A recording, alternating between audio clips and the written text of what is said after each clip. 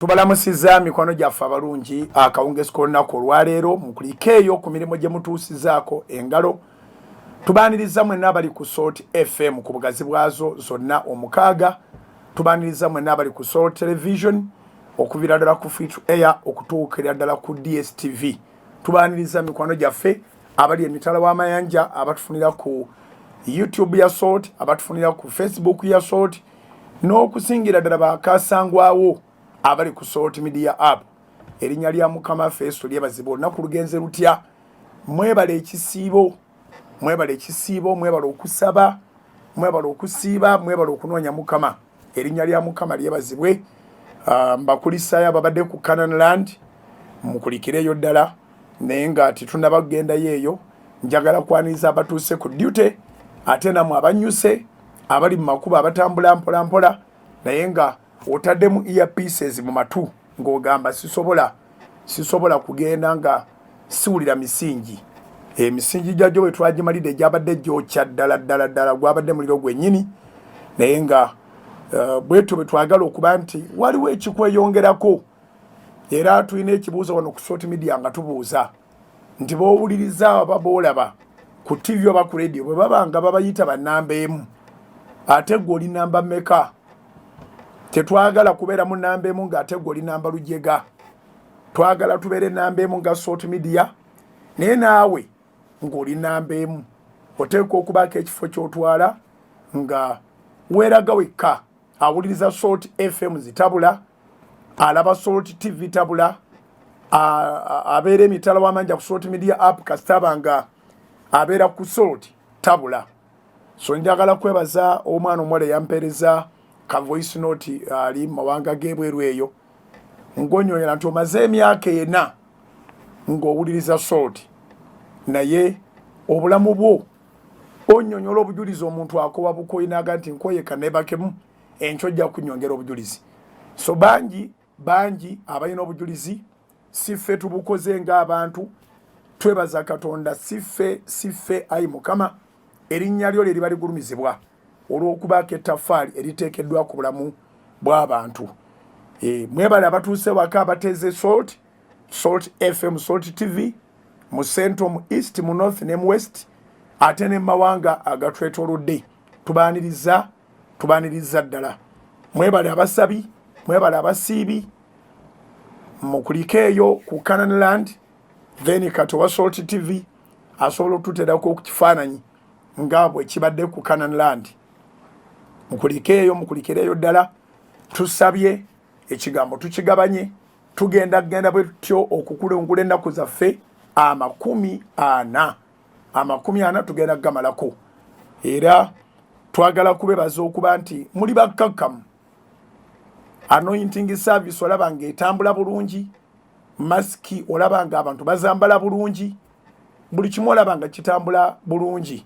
Naffe tuddamu amaanyi okuweereza mu bantu abatusaamu ekitiibwa betulina okukkiriziganya betukkirizganyiza nabo. So twagala kwebaza Mukama olw'engeri gye tukkiriziganyamu. Bayibuli egamba nti babiri bwe banakkiriziganyanga ku nsonga yonna ku nsi ekyo kye banaasaba Katonda anaakibakoleranga. So twagala kwebaza Mukama olw'okukkiriziganya mu buweereza nti eno ffe tuli comfortable namwe muli comfortable naffe.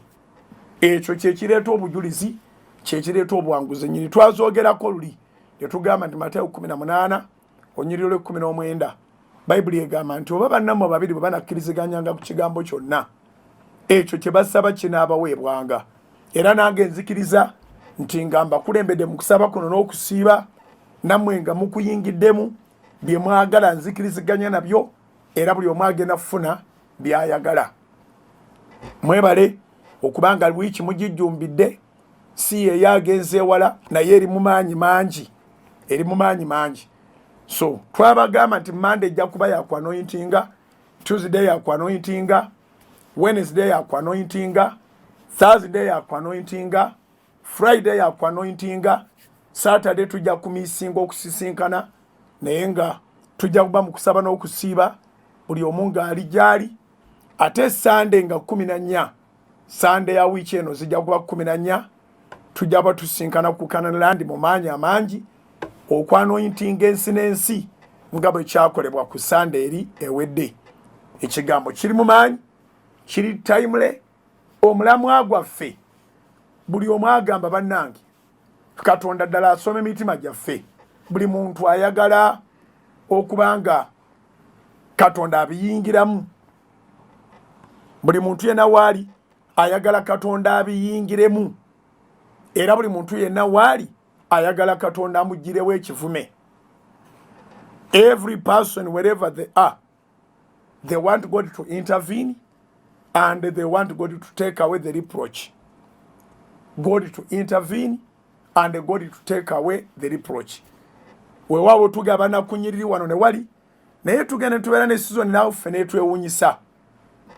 Tubeera ne season nange ne mpulira nga njewunyanga kati buli wembikula kyendabawo, buli wembikula kyendabawo, buli wembikula kyendabawo, kitegeeza nti ge mafuta mwe tutambulira.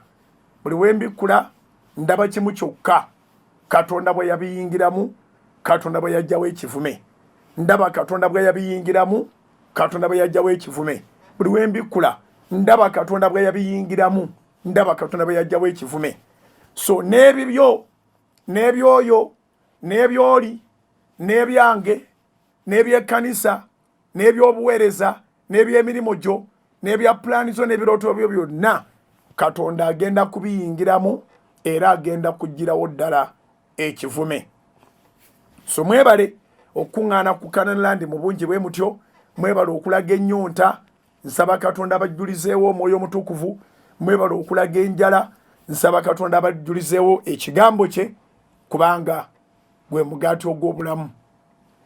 Njagala kwebaza mikwano gyaffe, kati nsaba owa control room onzigireyo Pentagon, onzigireyo project yaffe eyo. Yes, thank you.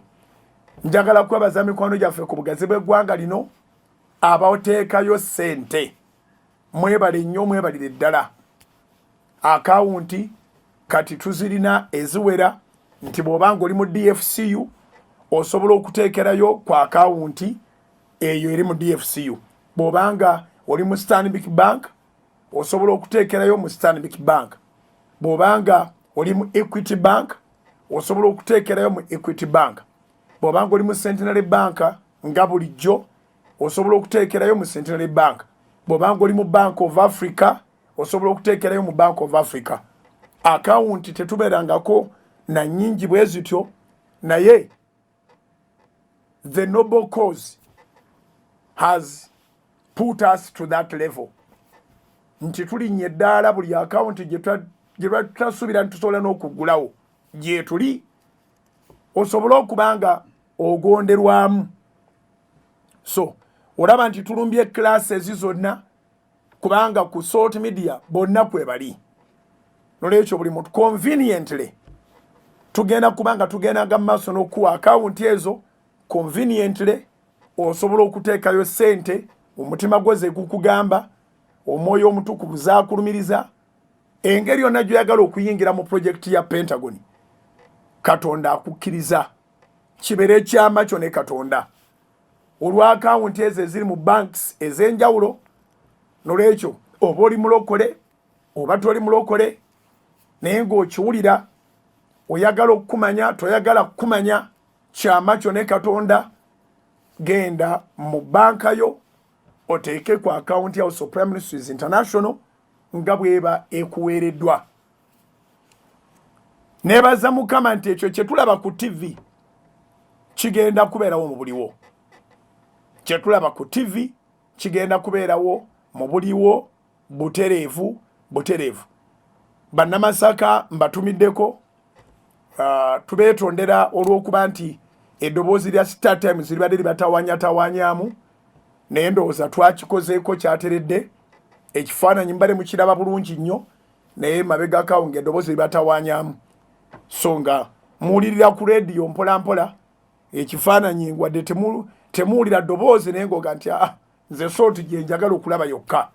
So tubeebaza nnyo era mwebala okubanga mwekubidde mangu omulanga bannamasaka ne mugamba Salt TV yaffe ku Star Times ekifaananyi kirungi naye ate tetuwulira ddoboozi. So twakikozeeko era ndooza kaakati Pentagon mugiraba atenga n'ebigambo byennyini nabyo mubiwulira. Eyo nga nvuddeyo njagala genda butereevu ku programu emisingi wetwakomye olunaku olwajjo. Wetwakomye olunaku olwajjo twakoze comparison za bintu bibiri. Ne tugamba nti omuntu asuubudde boda investor wa boda n'oyo akoze omudala gwa chapati twabaliridde. Ne tugamba nti omudala gwa chapati Rolex Kikomando byonna nga weebiri ng'oteeseteesaawo omudala ogw'amangu 4,500 6 ogulina ebintu ebingi nga birungi guyingira 8 ogulina ne sitooko y'amajinga tule ziri awo guyingira akakadde. Naye ne tubalandika leka tubale nti eyo investment ya akakadde kamu. Naye abakoze investment ez'emidala gya chapati nga kye bakola bakikola bulungi era nga basiika bulungi era nga beeyunirwanga n'ebirungo byonna weebiri nga bimumazeeko akakadde kamu buli lunaku aweebwayo omutwalo gumu mu 10,000 aweebwayo omutwalo gumu mu 12,000 n'ogumu ekitundu kisinziira kwani gw'okolagana naye gw'ogumu ku gumu 2 shuwadiiru naye katuziteme gubeere mutwalo gumu bakuwaayo omutwalo. Kama n'oli naye n'agula boda empya twagambye nti eggwera mu bukadde 6 naye tubala nti obukadde 5 n'owa boda naye ne bamuwaayo omutwalo olunaku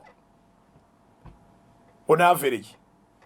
Abamu basaba gumu kitundu abalala basaba 2 naye ab'ebiri bakivaako kubanga tezivaayo. So kubanga n'oli agivuze naye alina okutwalako. So omwendo omutuufu ababoda basuula omutwalo ku mmeeza buli lunaku. Ne tugamba jjo twakibaze nti boda eyo esuula omutwalo buli lunaku singa tubalanga ne Sande zonna zijja kubeera zakukola nga ne piki teriko nti ate tiyakoze twali byekwaso zeebala zokka ennaku 365 ze miliyoni 3,665,000. Kitegeeza nti omwaka guggwako nga sente za boda okyabanja akakadde kalamba n'ekitundu olina okuyingira ate mu mwaka omulala okusobola okuza sente zo. Twagambye tuteekwa okuba nga tuyingira mu bwongo bw'aba investor. Investor yaani? Investor ye muntu addira ensigo ye n'abaako bagiteeka ng'ayagala ebala ebibala. Nkigonzeza nnyo ndowooza. Investor musiga nsimbi ayagala beeko baziteeka zibale ebibala. So tuleme okulowooza nti ba investor be bava e Buyindi be bava e China be bava ebweru be bavaawa.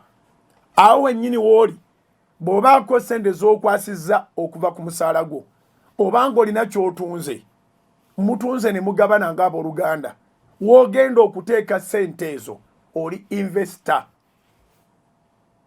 Oli musiga nsimbi ne bw'oba osiga mutwalo era osize sente ozisize mu ekyo ky'osuubudde.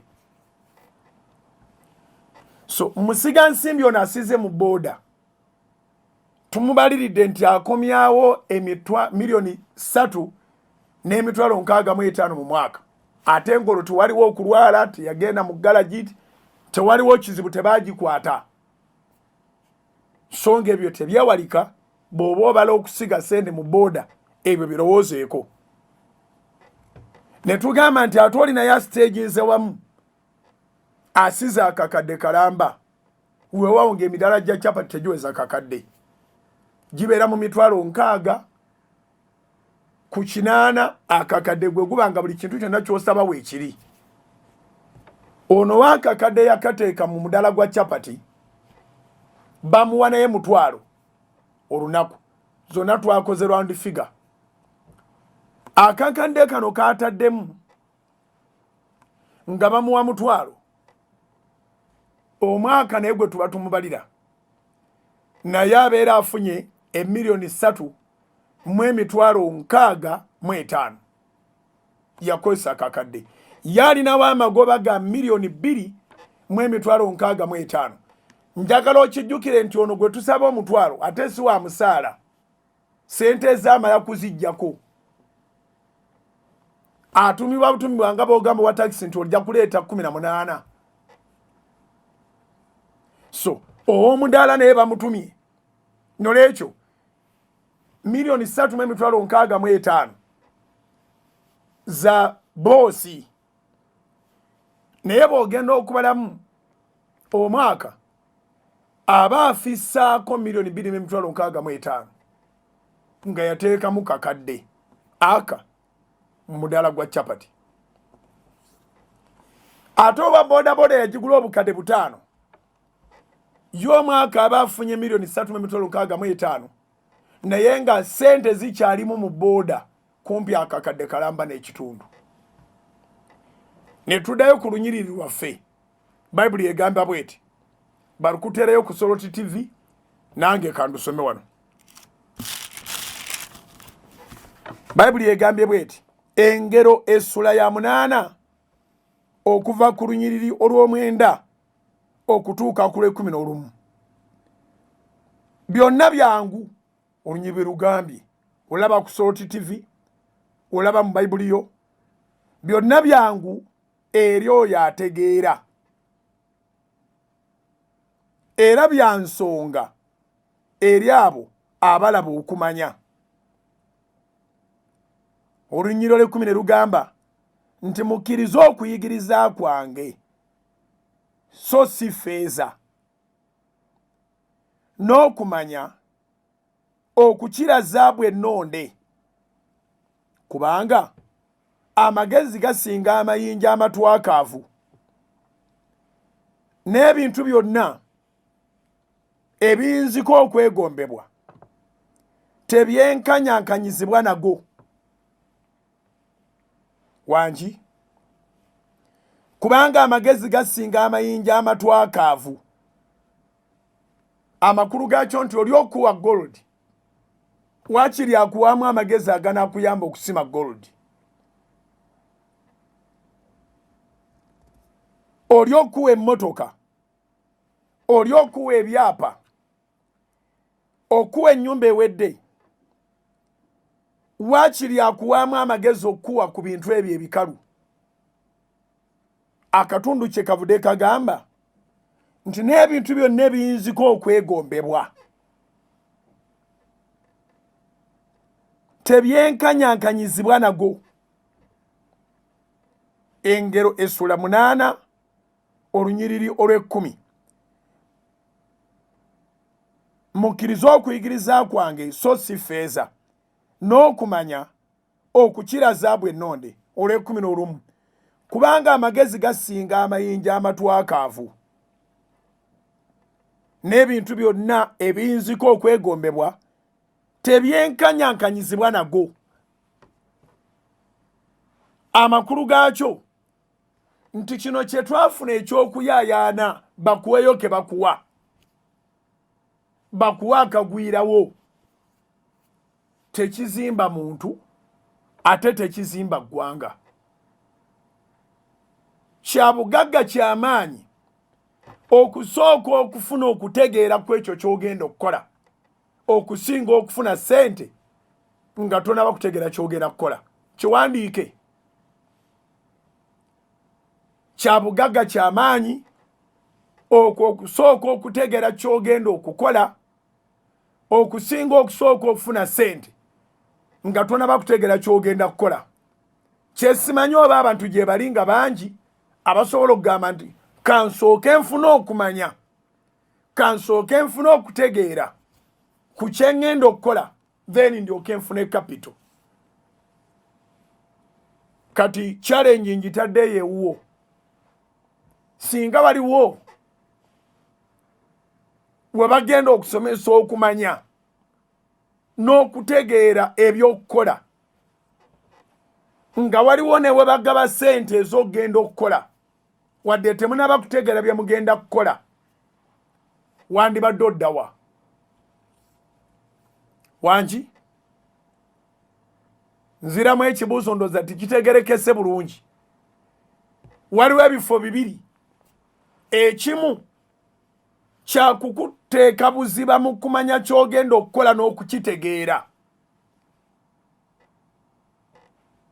ekirala kirimu abagenda okuwa kapito wadde byogenda okukola tobitegeera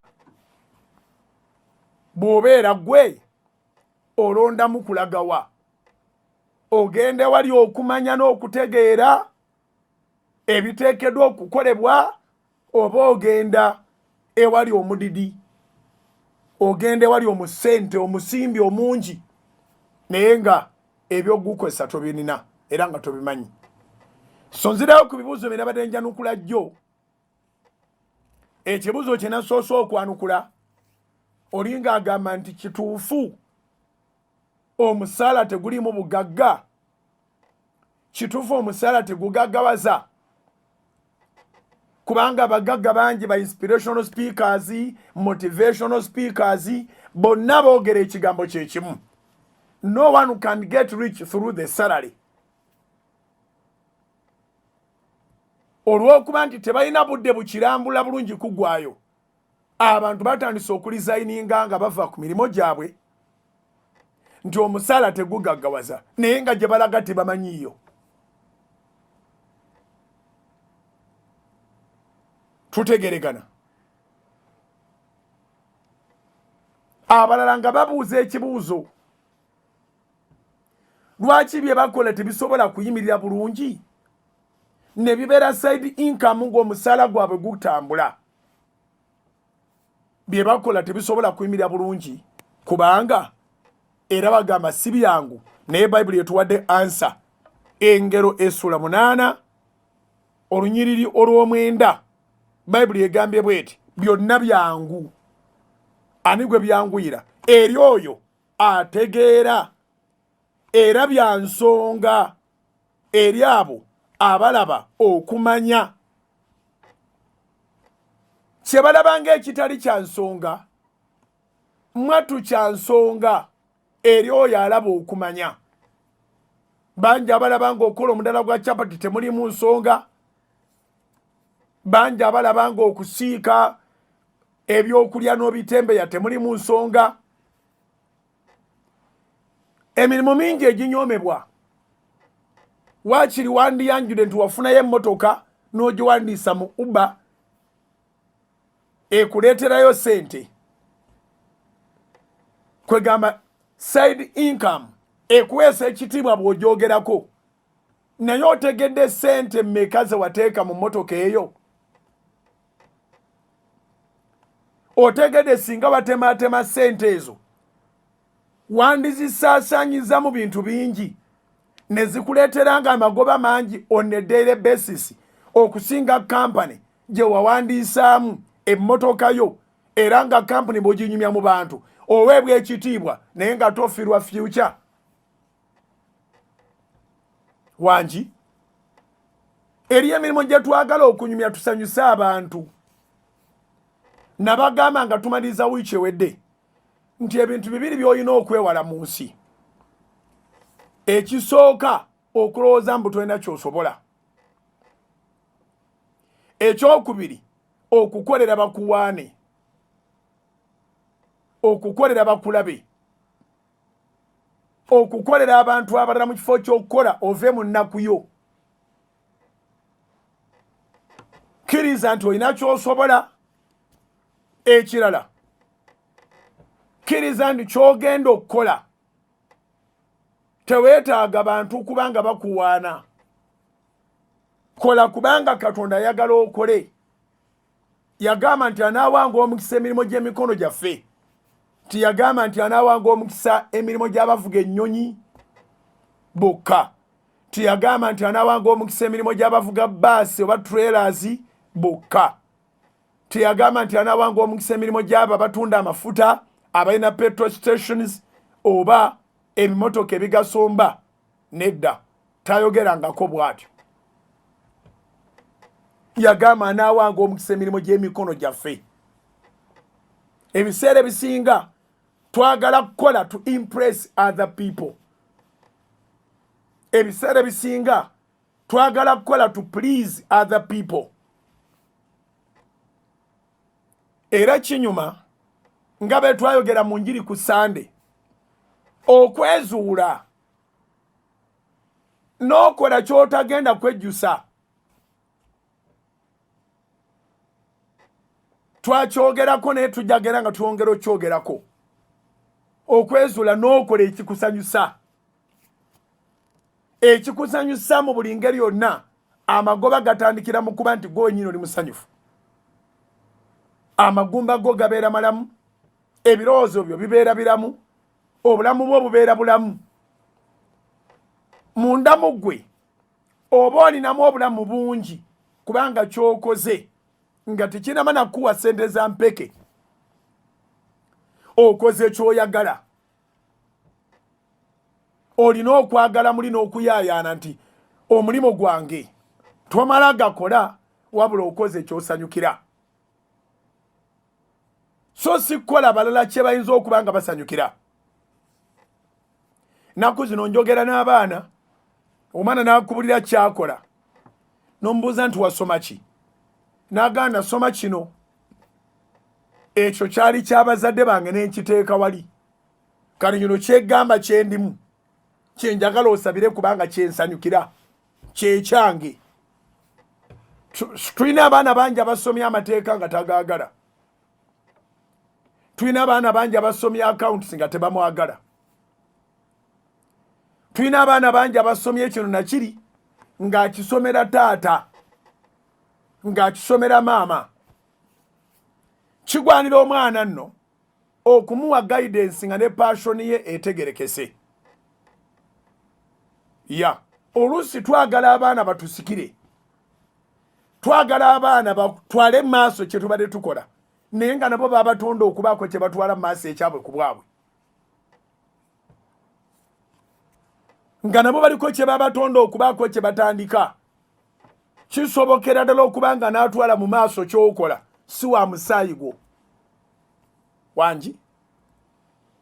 Kisobokera ddala okuba nga n'atwala mu maaso ky'okola nga si wa musaayi gwo. Bw'oba oli looya, tendeka looya gw'oli naye tozaala looya. Wangi? Bw'oba oli looya, tendeka looya oyo Mukama gwakutadde mu ngalo. Bw'oba oli mubazi wa bitabo, tendeka omubazi w'ebitabo oyo Mukama gwakutadde mu ngalo, muwe byonna. Tomanya bw'oli kaddiwa, tomanya bw'oliba owangadde, agenda kusasula ki? Bangi n'olwaleero nga ebyammwe birungi, olwabo be mwasigamu ensigo nga mwali temwina bwe mubayita, naye nga bwe bagwa mu ngalo zammwe mwabakola bulungi. Mwabakola bulungi, mwabawa amagezi amatuufu. Temwabakkiriza kugenda mu maaso na kukola bintu bitali bituufu. Oba oli mubazi wa bitabo, oyo muteekemu okubala ebitabo. Oyo ali mu layini eyo Mukama gwakutadde mu mikono. Tolowooza nti omwana wo agenda kukola bibyo kubanga kabe kasinge, nawe byokola si bya kitaawo ate si bye bya jjajjaawo. Tutegeregana. Bw'oba oli makanika, oyo Mukama gwakutadde mu ngalo muwe ku kirabo kyo. Naye tolowooza nti omwana gw'ozadde yagenda okubeera makanika. Nabadde n'omuwala ng'omuwala makanika, ebiwandiiko byonna birina. Yazze kusabira ki? Wakati mu nnaku zino 40 ez'okusaba n'okusiiba, Mukama abiyingiremu era ajjewo ekivume. Yali mu cosmetology. Ali mu cosmetology. Naye nga makanika ajjudde. Ali waggulu wa first class ne tayagalangako okukanika. Taata ye makanika era yamutwala mu bwa makanika. Naye ebirowoozo bye byonna birowooza beauty. So amagezi abaana bagalina yasoma makanika wa taata n'amumala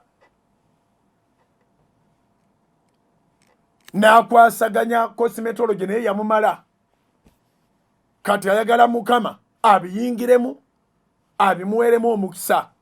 Abantu bangi bali mu Uganda muno ne mawanga g'ebweru nga batutumu nnyo lwa kukola makeup nga bagamba oyo wa bbeeyi takwasika, si buli muntu nti asobola omukola makeup era si buli agala makeup nti asobola okuteekayo face ye, nga wa buseera ekigenda ewala naye ng'ali mu passion ye. Abalala bakubi ba bifaananyi, ebifaananyi birimu ssente mpitirivu naye omuzadde asobola okutwaliza mpola mpola n'akugamba teka kukola bintu bya kisiru, va mu bifaananyi era n'okola ebibye n'omala n'okomawo mu bifaananyi. Tutegeregana. So byonna byangu Bayibuli bwegambye eri oyo ategeera. Engero essula 8 olunyiriri olw'omwenda balikutereka ku TV. Byonna byangu eri oyo ategeera era bya nsonga eri abo abalaba okumanya. When you seek for knowledge, it becomes easier for you. So ababuuza nti omusaala guno ngutetenkanya ntya, nabagambye ejjo ne leero mbaddiramu obuvunaanyizibwa bw'okutetenkanya omusaala gw'obubwo gw'osalawo engeri gy'ofissaamu ne gy'osaasaanyaamu. N'abo bonna ababagamba nti omusaala tegugaggawaza baalokera ku musaala era nakati bakolera musaala naye enkozesa yaagwo yeyenjawulo. Nagambye ejjo nti oli bw'amala okugamba ebigambo ebyo byonna era nakutegeeza nti obyetaaga bwonna obisomamu obulamu bwo tebujja kusigala kyekimu, ogenda kumaliriza omuwa emisaala olw'akatabo kaatunda. Akatabo munoosanga ebisinga ku biri byabadde akugambye. Tafunye omusaala gw'okuwandiikira akatabo. So omusaala gugaggawaza naye ekibuuzo kiri nti omusaala gwo gujja mu ki? Omusaala is your wage. Omusaala y'empeeraayo. Buli muntu yenna ayingiza asasulwa musaala. Oba osiika capati z'ojjamu musaala gwo, oba ovuga takisi z'ojjamu musaala gwo. Okugaggawala birowoozo. Oyinza okiwandiika okugaggawala birowoozo. Okugaggawala mu lufuutifuuti mindset. Tewaliyo omulimu ogugaggawaza okuggyako ebirowoozo byo by'olina ku mulimu ogwo. Bangi abali mu takisi naye ng'ali mu takisi omwo ng'azimbyemu amaka, abaana bonna abawadde eddiguli, tosobola kukkiriza nti ye muvuzi wa takisi, nga yakajja ne ku stage nga kuliko abalala ababeera edda ku stage nga baana baabwe tebasoma, bakyala baabwe twayagala batunulako era tebabeera n'omu, babeera n'abangi kubanga tebabanyiririra. Era n'akutegeeza nti mu takisi muno tubonaaboneddemu naye nga drive omulala ate ye mwafunidde buli kirungi ky'alina mu nsi. Kondakita omulala ate nga ye buli kirungi ky'alina mu nsi mwakijje. Era nga bazadde ba kondakita beebaza Mukama olw'okuwa omwana waabwe omulimu kubanga abalabirira bulungi. Embalirira ebirowoozo byo, engeri gy'oyagalamu ky'okola, passion for your work. Emisaala gyabwe bagikozesa n'obuvunaanyizibwa.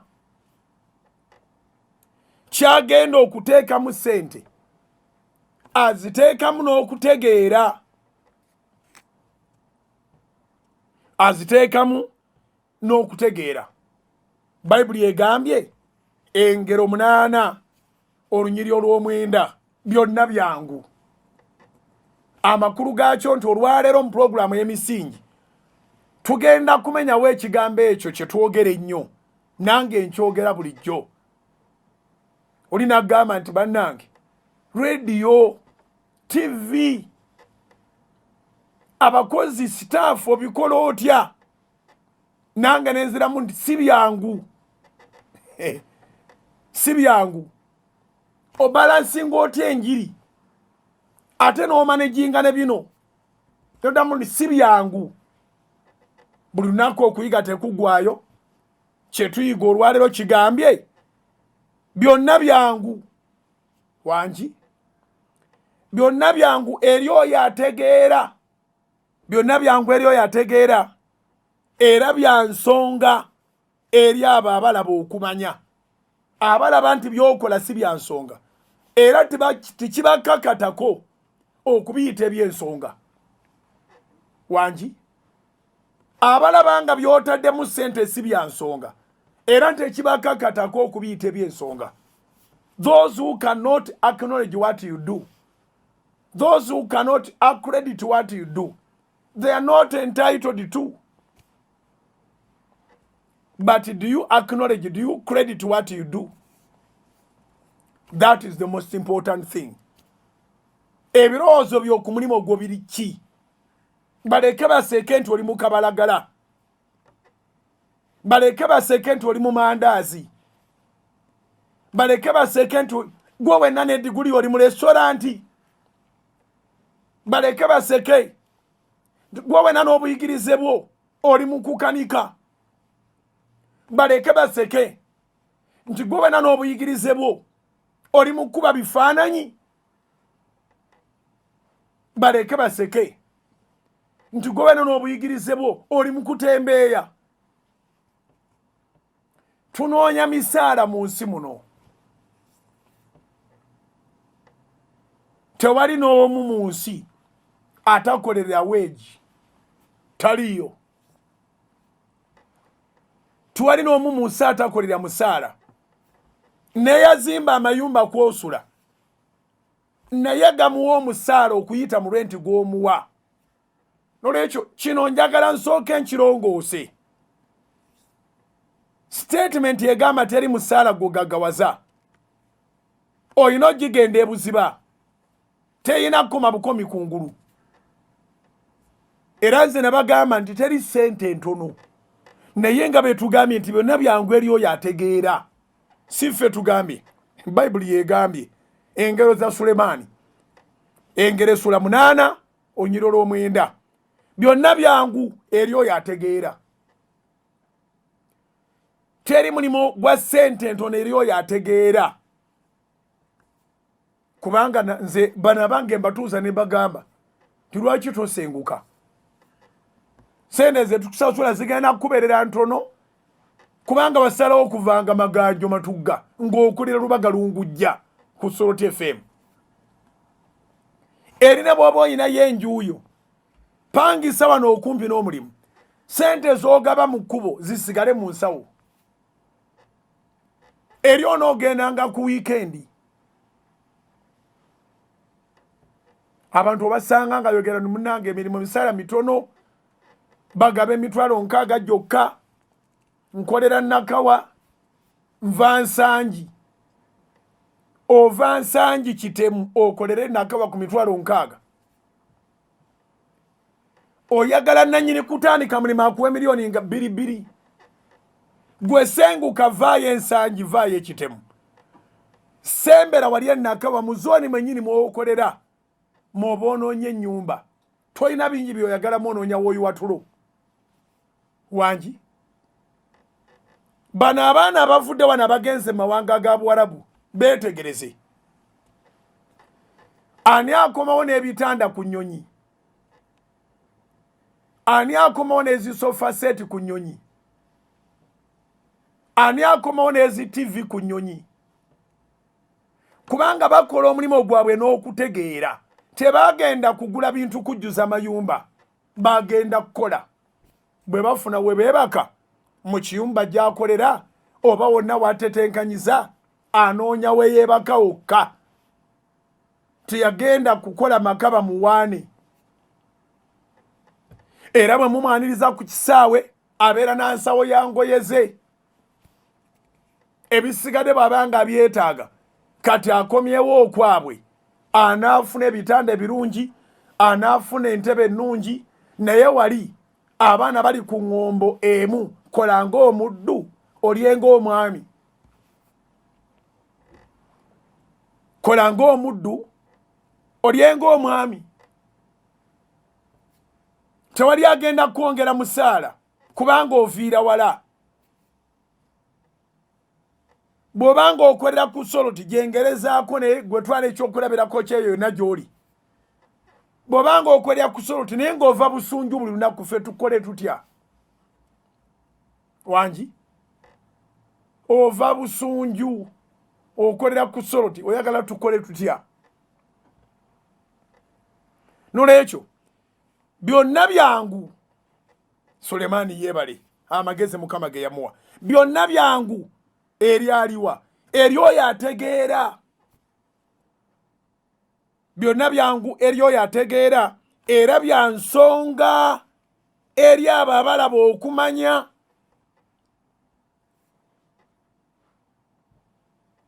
nolwekyo bw'obanga onoonyeza okutegeera mwannyinaze nawe muganda wange abadde ateeka ssente mu bintu ng'oyagala osigale ng'okole n'omusaala gwo ate nga nebyo wateekawo nebyo bitambula sooka onoonye okutegeera sooka otegeere bulungi ky'ogenda okukola sooka otegeere bulungi ky'ogenda okuinvestingamu ensimbi bw'onookitegeera kijja kubeera kyangu bw'onooba tokitegeera ogenda kukyevuma kijja kukaluubiriza nnyo bw'onooba tokitegeera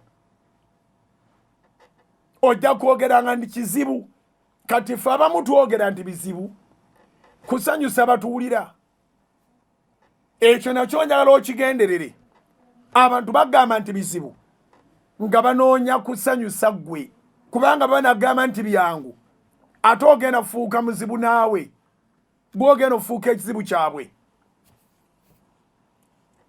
so si buli statement gy'owulira nti gitwale nga bw'ogiwulidde eri akugamba nti tebitambula bizibu tebigenda tuli wano twegayaza bwegayaza naye nga wagamba nti yeegayaza tavaawo gyagamba tojja kubeegattako ate yeetata gyagamba teri kalungi kavaayo ate talizayininga so waliwo enjogera nga just a general talk okwewala ababi okwewala abazibu okwewala abaleeta emitawana n'ab'ebigambo ebibi n'ab'ettima ng'oli alina kwogera bw'atyo ebizibu si byangu banange si byangu n'abantu bangi amatu gaabwe gabasiiwa kuwulira ekyo kati nandyagadde okyogerenga nga tokitegeeza nga gwe mu mutima gw'omanyi nti byangu kubanga obikola obyagala kubanga obikolera mu kutegeera kubanga obikolera mu kumanya naye onaakubuuza era ojolaba buli gwogamba nti si byangu baaba bizibu era ajja kukwega nti ebyangu biri ludda wanno naye waffe bizibu nga mwawukaniraawo bw'omala n'omuga nti byangu wano ku siteegi ya boda we tuli byangu wano mu restaurant byangu nnyo atuula n'asima n'olukono nyumiza olwoyingiza mmeka olwokola kwenkanawa olwokola otya twabagamba abaana wano abagenda mu field baalinga baagala okubuuza abantu emirimu gye bakoze biki bye bafunyeemu bafunanga meka olunaku naye mbayita mu meeting ne bagandi muleke kuleetera abantu mitawaana temubabuuza bibuuzo bizibu bajja kutandika obba balirira oli akumenyera akayuma ng'agamba yakulabye ku TV ng'ogamba ofuna emitwalo 88 buli lunaku tutegeregana so abagenda mu field tebakyabuuza bibuuzo ebyo kimu kyokka kye babuuza abatakoloba w'amagezi ki balekerawo okunyoma emirimu abantu bonna benyigiremu bakole abantu bateekeddwa okukola atakola n'okulya taalyenga that's it ojeemu ki muno abaana bange basoma nange era nfunako kyendya n'ekyenyambala mbeererawo baasi twabagaana abakozi baffe okubuuza abantu mu field nti buli lunaku oyingiza ssente mmeka okuva awantu wano kubanga abantu tebaagaliza byoyogera tebagenda bisanyukira olwaleero njagala tusalewo nti bwe tuba twogera bye tugamba bali ate si bye tukkiriza si bye bituufu bye tumanyi mu mutima gwaffe naye okusinga okwetuliza omulogo n'asima n'olukono mugambe si byangu naye nga gwe oli ku lunyiri lwa bayibuli oluga nti byonna byangu eri oyo ategeera kubanga n'abamu akubuuza naye nga tali siriyasi akubuuza naye ng'anoonya kujerega akubuuliza mu bunyoomi oba tutegeregana kubanga omulimu gwagulengeza si gwa nsonga gyali naye mu kugulengeza ate ayagala akugyeko information ayagala weeyabye weeyuze omubuulire munange no guno n'oba gunyooma guno naye buli wiiki nsevingayo 10 ayagala kwewola kazi kulyeko so mugambe nti si byangu kubanga era statement ejja okumunyumira ekyokubiri ndowooza kyenna sembyayo leero sigenze mu break nejjo saagenzeeyo njagala wabeerewo kye tutuukako mu zino ennaku 40 erimu abagamba nti bwe nteeka ssente mu mulimu zinfaako omusaala gwange bwe mbaako gye nkutadde mbeeko kyenyingiza mbula kyenfunayo bizinensi efaanagana ng'okuzaala omwana abakyala bangi kati mu nsangi zino bazaala bamaze kubala nabagamba nti abakozi asalawo daga nti omwaka guno sijja kuzaala neguli sijja kuzaala nja kuzaala muguli bangi bolaba basitudde abaana kati nga basalawo okubazaala mu mwaka guno amakulu gaakyo nti omwana ono amuzaala mu kutegeera era mu kumanya n'amanya nti omwana ajja kundyako ssente okuva lwazaalibwa nolwekyo nnyina kubanga mugumiikiriza sijja kwanguwa mutuma bintu ogenda okutuuka okufuna ku ssanyu ly'okutuma omwana nti akuleetereyo ekikopo agenda akuleetera essowaani eri agenda akuyitire gundi nti omwetaaga nga investment y'amaanyi kati n'emirimu egisinga obungi tugenda ne tugifunira oluusi looni salale looni oba ne tugifunira kapito engeri gye tuba tumufunyeemu ne twerabira nti oyo omwana azaaliddwa mu kifo ky'ogamba nti omwana oyo atandike okuba nga alabirirwa ne twagala oyo omwana atuliise omwana ng'akyali ku siteegi za kumuliisa nga ffe twagala atuliise oba eri ategere kye ŋŋamba omwana gw'oyagala akuliise akyali muto bizinesi gy'olowooza nti olunaaziteekamu ojja kuziteekamu n'omukozi ate n'oli eyakuwola naye ojja kuba omuddiza tewakola bizinesi eyo lwakutegeera tewakola bizinesi eyo lwakumanya kola thorough search kola okunoonyereza okumala oyawule omulimu ogubeeramu omukozi n'ogutabeeramu omukozi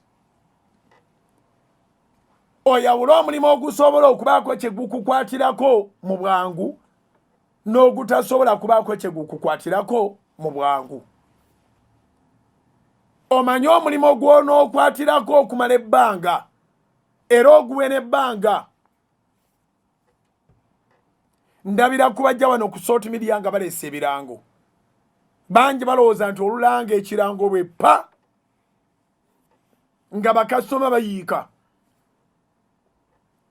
ne beerabira nti n'amakampuni gali ffenna ge tumanya ag'olulango agalanga buli kaseera gamaze emyaka 8 10 emyaka emeka naye gakyalanga nti omuntu asobola okutegeera ebintu by'olwaleero ng'ajja kugula mwezi ogujja oba emyezi 3 mu maaso.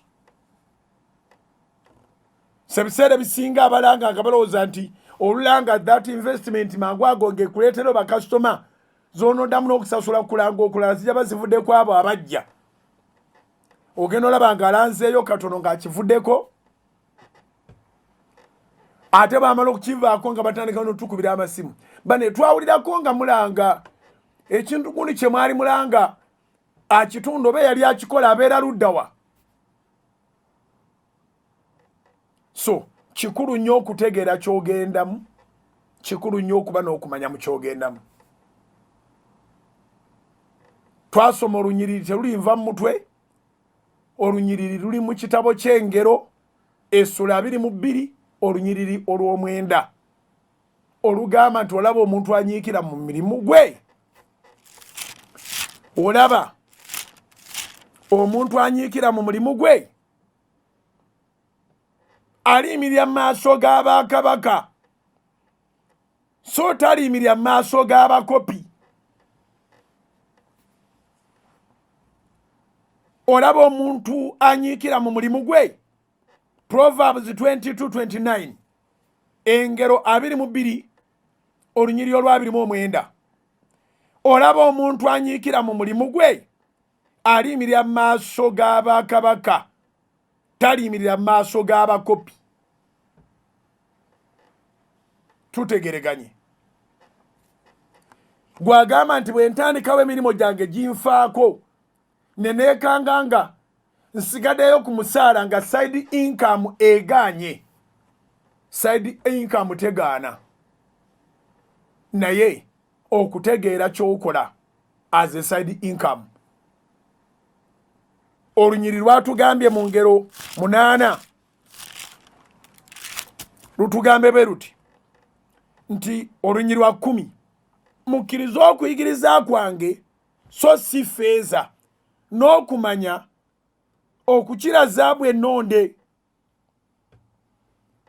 Okusooka okuyiga ku ky'ogenda okukola kukulu nnyo okusinga okutandika okukola ky'ogenda okuyiga.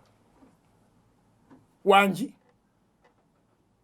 okusooka okuyiga ky'ogenda okukola kukulu nnyo okusinga okumanya okusinga okukola ky'ogenda okuyiga. Bw'okiyigirako okyonoona. Bw'osooka n'okiyiga ensobi zibeera ntono, zibeera controlled. Kuba akafaananyi tomanyi mmotoka naye oyagala emmotoka ye bananga ni atayagala mmotoka. Kati funa emmotoka empya omwo mw'oba oyigire eyiyo. Wangi funa emmotoka empya mw'oba oyigire oyingire ekkubo. Katonda bw'aba akusaasidde akulekera obulamu naye emmotoka gy'oguze empya eba eteeka ogenda. Kubanga tewasooka kuyiga mmotoka, wasooka kufuna mmotoka olyoke ogiyige.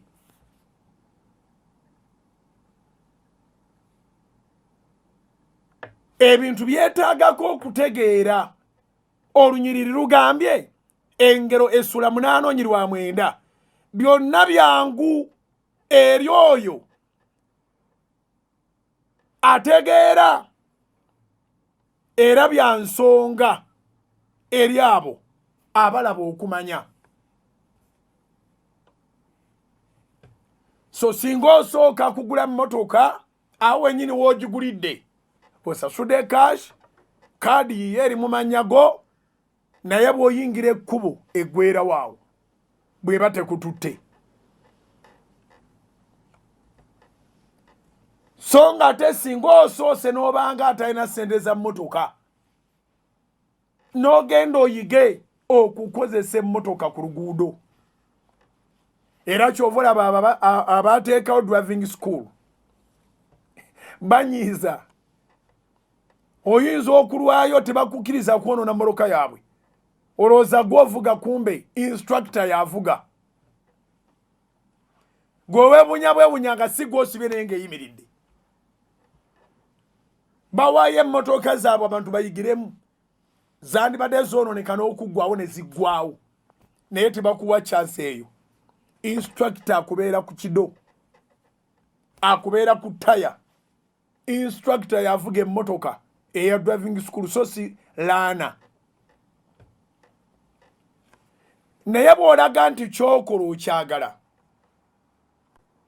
bw'olaga nti opiikinga mangu oyanguwa okuva mu driving school n'ogenda okukola testi ne bakuwa pamiti emmotoka n'ogigula era neefunamu obusago toviiramu awo tebakulimba toviiramu awo naye okendeeza ku damagi so nga maliza emisingi gya leero abamu abalina emisaala naye nga mutandika bizinesi ne zigwa mangu bizinesi muzijja mu lugambo oli yagambye bizinesi efuna meka meka si kyekikulu okutegeera kyogenda okukola kyekikulu meka si kyekikulu omuntu ayinza kutandika na meka si kyekikulu abantu abasinga obungi betwegomba ze balina mu bizinesi si ze baatandikisa in fact gwe z'oyagala okuteekamu bo baatandisa koota yaazo ne batuukawo bali olwaleero ogenda ku succeedinga with a side business if you search for that business kola okunoonyereza tolwangawo naye ate topapanga maliriza emisingi gya leero tolwangawo naye ate topapanga teweeyangwiriza ku nsonga yonna obudde bwonna si bubwo naye bukozese bulungi tulina ebyobugagga bibiri ng'ekisooka bwe bulamu ekyokubiri bwe budde obulamu amaanyi gayinza otuuka eseera nga gaakugwamu obudde nga tokyasobola nabwo okubutaasa taasa obudde kozesa obulamu mu kiseera ekituufu fubanga bw'osobola obeeko kyotandika akuwa omusaala akuwa ntandikwa takuwa bugagga wangi akuwa omusaala akuwa ntandikwa takuwa bugagga bangi banoonya bugagga baagala babusanga oba buyole buyoozi kyova owulira nga beemulugunya nti omusaala tegugaggawaza naye omusaala yentandikwa y'okugaggawala singa otegeera era n'oba ng'olina okumanya ku ekyo ky'ogenda okuteekamu zojja mu musaala Alozias Bugingo gegange programu emisingi ey'olwaleero nayo tugifundikidde ate programu endala bali mu kubuukabuuka ku radio ne ku TV nga baagala kutuusaako obuweereza buno tova kusort. I salute you. Keep praying and fasting. Believe God for the best in Jesus' name. Amen.